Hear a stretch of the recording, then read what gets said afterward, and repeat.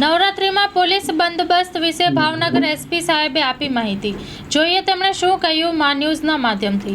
Story report by cameraman Manal Rajguru સાથે reporter Anil Gohil, Bhavnagar. Bhavnagar જિલ્લા ખાતે 3 ઓક્ટોબર 2024ના રોજથી નવરાત્રિનો મહોત્સવ યોજાનાર છે. નવરાત્રિ દરમિયાન કુલ 5 જગ્યાએ કોમર્શિયલ ગરબાનું આયોજન ભાવનગર શહેર ખાતે થનાર છે. પૂરા જિલ્લામાં 700 થી પણ વધુ જગ્યાએ નાના મોટા શેરી ગરબાનું આયોજન થનાર છે. સમગ્ર બંદોબસ્તમાં 3 ડીવાયએસપી અને 16 જેટલા પોલીસ ઇન્સ્પેક્ટર કક્ષાના અધિકારીઓ જોડાયેલા છે. 40 જેટલા પોલીસ સબ ઇન્સ્પેક્ટર અધિકારી તથા 700 થી પણ વધુ પોલીસ કર્મચારીઓ આ બંદોબસ્તમાં જોડાનાર છે. 1000 જેટલા હોમગાર્ડ અને જીઆરડીના સભ્યોનો આમાં મદદ લેવામાં આવનાર છે.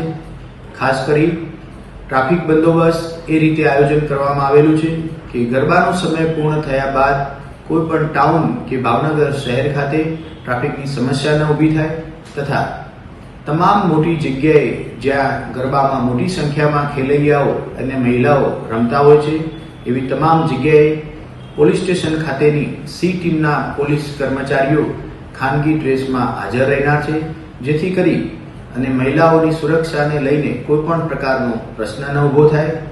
સીસીટીવી કેમેરાનું મોનિટરિંગ કંટ્રોલ રૂમ ખાતેના નેત્રમ તરફથી થનાર છે, જ્યાં એક અધિકારી સતત રાત્રિના ગરબાના સમય દરમિયાન હાજર રહેનાર છે.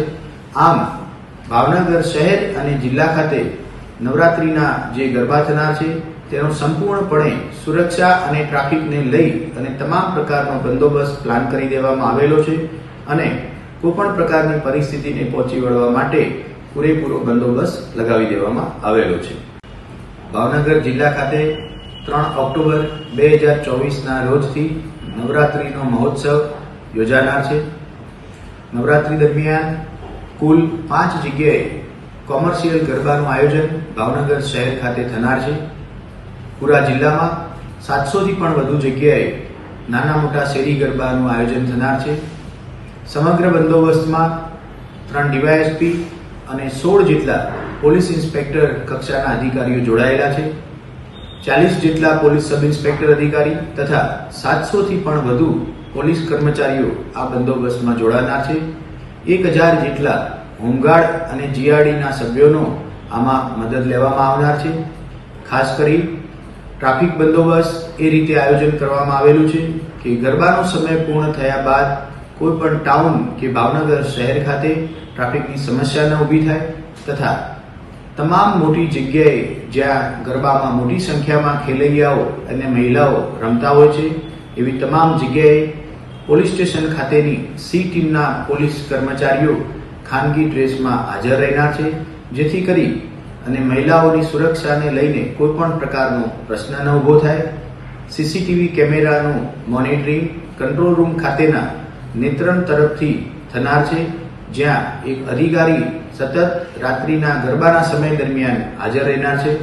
આમ ભાવનગર શહેર અને જિલ્લા ખાતે નવરાત્રિના જે ગરબા થનાર છે તેનો સંપૂર્ણપણે સુરક્ષા અને ટ્રાફિકને લઈ અને તમામ પ્રકારનો બંદોબસ્ત પ્લાન કરી દેવામાં આવેલો છે અને કોઈપણ પ્રકારની પરિસ્થિતિને પહોંચી વળવા માટે પૂરેપૂરો બંદોબસ્ત લગાવી દેવામાં આવેલો છે. ભાવનગર જિલ્લા ખાતે 3 ઓક્ટોબર 2024ના રોજથી હેલો નખત્રાણા, તો કેમ છો બધા? તો હવે ફૂડ મહોલ્લા આવી ગયો છે નખત્રાણામાં.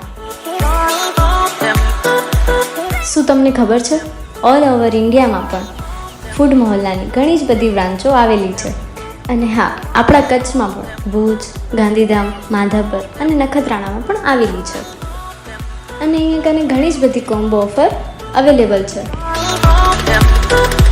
અને એની સ્ટાર્ટિંગ પ્રાઇસ ખાલી 99 છે.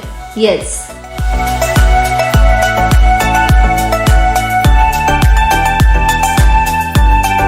તો રાહ શેની જોવો છો? જલ્દીથી જાઓ અને જલ્દી કોમ્બો ઓફરનો લાભ લો. તો તમે પણ અહીંયા કને એક વખત જરૂર વિઝિટ કરજો.